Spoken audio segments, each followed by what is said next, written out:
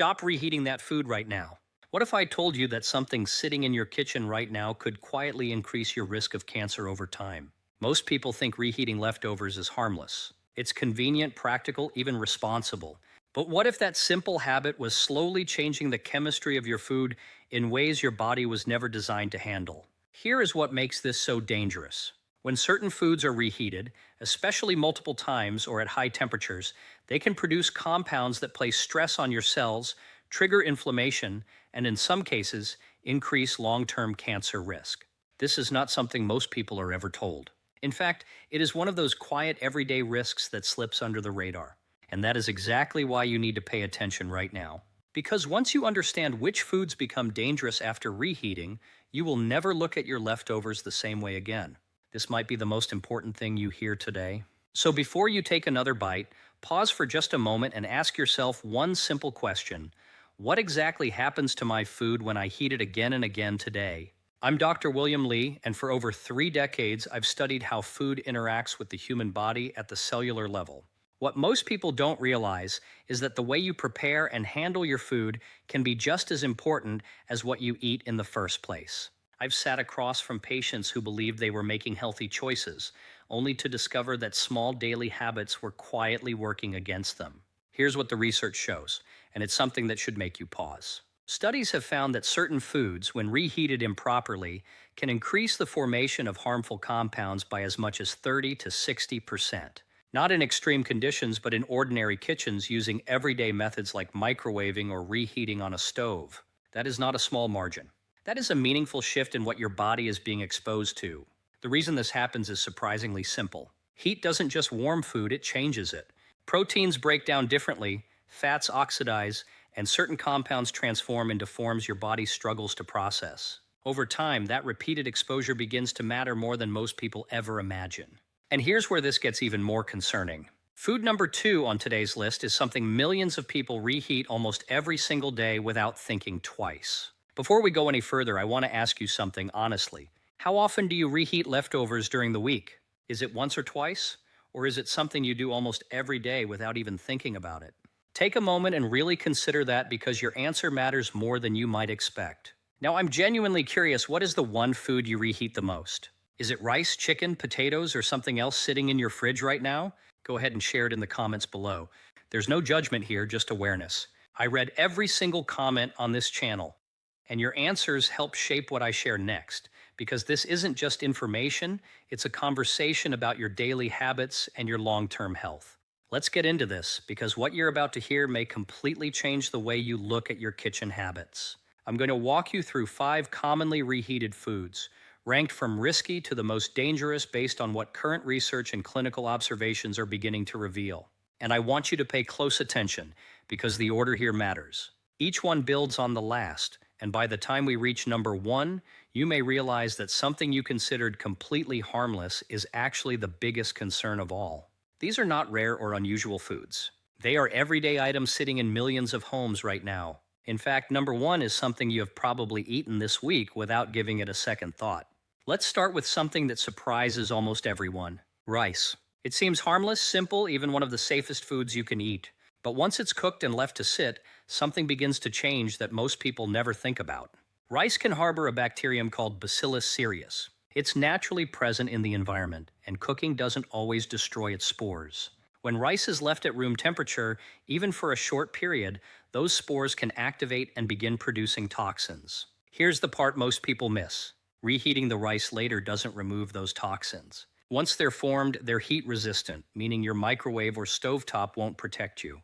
I remember a patient who told me she always cooked a large batch of rice on Sunday and reheated it throughout the week. It felt efficient, even healthy, but she couldn't understand why she was experiencing recurring digestive discomfort. When we traced it back, it wasn't the rice itself, it was how it was being stored and reheated over several days. The risk increases dramatically when rice is left out for too long before refrigeration or reheated multiple times. It's not just about freshness, it's about what's happening at a microscopic level that your eyes can't see. The safer approach is simple but often overlooked. Cool rice quickly after cooking, store it in the refrigerator within an hour, and only reheat it once. Better yet, prepare smaller portions when possible, because sometimes the habits that feel the most convenient are the ones quietly working against you. Now let's talk about something even more common, something many people eat almost every day without a second thought. Chicken. It's often seen as one of the healthiest protein choices, lean, simple, reliable. But what happens to it after it's been cooked and then reheated is where things start to shift. When chicken is reheated, especially at high temperatures or more than once, its protein structure begins to change. Proteins are delicate at a molecular level, and repeated heat exposure can denature them in ways that make them harder for your body to break down.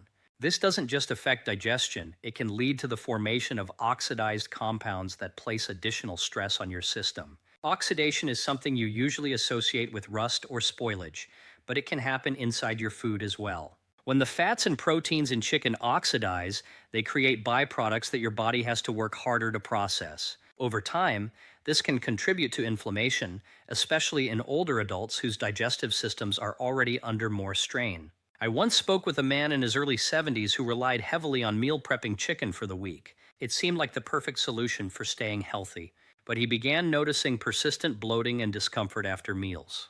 When we looked closer, it wasn't the chicken itself, it was the repeated reheating that was altering how his body responded to it. If you're going to reheat chicken, do it gently and only once. Use lower heat, avoid repeated cycles, and consume it as fresh as possible.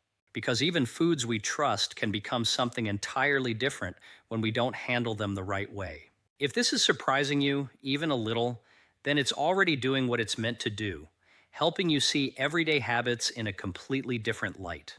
And if you care about your health or the health of someone in your family, this is exactly the kind of information you don't want to miss. So take a second right now and subscribe, because I share insights like this every week, the kind that most people only learn after something goes wrong. Now here's where things get even more interesting. The next food on this list is something many people consider extremely healthy. In fact, it's often recommended as part of a balanced diet. But when it's reheated, it can transform in ways that make it far more harmful than you'd ever expect. Now let's look at something most people never question, the oils used in everyday cooking. Vegetable oils like sunflower, soybean, or corn oil are often seen as harmless, even healthy. But the moment they are heated, cooled, and then reheated again, their chemistry begins to change in ways that are far more concerning than most realize. When these oils are exposed to high temperatures, they undergo a process called oxidation. This means their molecular structure starts to break apart, creating unstable compounds known as free radicals. These are highly reactive molecules that can damage cells, disrupt normal biological functions, and over time contribute to chronic inflammation inside the body. Now imagine this. Each time you reheat food cooked in these oils, you are not just warming it up. You are intensifying that breakdown process. With every cycle, more of these harmful byproducts are formed, including compounds that researchers have linked to long-term cellular damage and even carcinogenic activity. It's almost like inhaling toxic fumes, except instead of your lungs, it's happening silently through your digestive system. You don't see it, you don't smell it, but your body still has to deal with the consequences. The unsettling part is how routine this has become. Leftover fried food, reheated takeout, meals cooked once and warmed again, this is something many people do daily without thinking twice. A safer approach is to minimize reheating foods cooked in these oils altogether. When possible, use more stable fats like olive oil for low heat or prepare fresh portions instead of reheating. Because sometimes the real risk isn't what you eat, but what happens to it after. Now this is the one that catches almost everyone off guard. Potatoes. Baked, boiled, mashed, they're one of the most common foods in the world, and most people think reheating them is completely harmless. But what happens after they've been cooked and left to sit can be more complicated than it appears. When potatoes cool down, their starch structure begins to change into something called resistant starch. On its own, that's not necessarily a bad thing. But when potatoes are stored improperly, especially at room temperature for extended periods, they can become a breeding ground for bacterial growth, including strains that produce harmful toxins. Just like with rice, reheating doesn't always eliminate that risk. I remember hearing about a family who prepared a large batch of roasted potatoes for a gathering. There were leftovers, so they left them out overnight and reheated them the next day, assuming it would be fine. A few hours after eating, several people experienced severe digestive distress. It wasn't the potatoes themselves, it was how they had been stored and reheated that created the problem. What makes this especially concerning is how normal this habit is. Potatoes are often cooked in bulk, stored casually, and reheated without a second thought. But improper storage, even for a few hours too long, can quietly turn them into something your body struggles to tolerate. And if you think that's surprising, what comes next is even more concerning, because it involves a food many people eat almost every single day. And now we come to number one, the one that concerns me the most when I see it repeated day after day in people's routines. Reheated processed meats? Things like sausages, bacon, deli slices, and leftover grilled meats. These are already foods that need to be handled with awareness, but when they are reheated, especially at high temperatures, the risks increase in ways many people don't realize.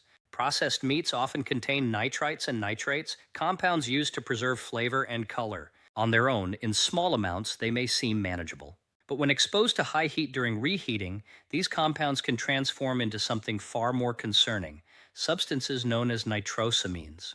These have been studied extensively and linked to increased cancer risk, particularly in the digestive system. What makes this even more troubling is how easily this transformation happens. A quick reheat in a pan, a microwave session, or even warming leftovers in the oven can create conditions where these compounds form more readily. And because the process is invisible, there's no warning sign, no smell, no taste that tells you something has changed. This is the one doctors worry about most, not because people eat it occasionally, but because it becomes a habit. Leftover bacon reheated for breakfast, deli meat warmed for a sandwich, sausages cooked again the next day. It's the repetition that quietly builds risk over time. If you're going to consume these foods, it's best to avoid reheating them altogether. Eat them fresh, limit frequency, and choose higher quality, minimally processed options when possible. Because sometimes the greatest risks are not the ones we see, but the ones we repeat without thinking. Now take a step back for a moment, because this is where everything starts to come together. The real message here isn't that these foods are inherently dangerous. It's not about fear of what's on your plate. It's about understanding what happens after, how the way you store, reheat, and repeat certain habits can quietly change the impact those foods have on your body over time. It's not the food itself. It's how you handle it. That's the part most people overlook, and it's also the part you have complete control over starting today. What's powerful about this is how simple the shift can be. Cooling food properly, avoiding multiple reheating cycles, choosing fresh portions when possible, these are small decisions, almost invisible in your daily routine. But over months and years, they add up in ways that matter far more than most people realize. You don't need extreme changes or complicated rules. You just need awareness. Because prevention doesn't happen in a single moment. It happens in the quiet, repeated choices you make every day without thinking. And once you see it, you can't unsee it. That's where real control begins. Now I want to hear from you. Which of these foods surprised you the most? Was it something you've been reheating for years without ever questioning it? Take a second and share your answer in the comments, because your experience might be exactly what someone else needs to read today. And if this opened your eyes even a little, don't keep it to yourself. Send this to someone in your life who reheats food every day, a parent, a friend, someone you care about. Sometimes the smallest piece of information can quietly change someone's habits in a way that protects them for years to come. I read every single comment on this channel, and your voice matters more than you think. This isn't just about information. It's about awareness spreading from one person to another. Because in the end, the most dangerous meals aren't always the obvious ones. They're the ones you trusted, the ones you repeated, the ones you thought were completely safe.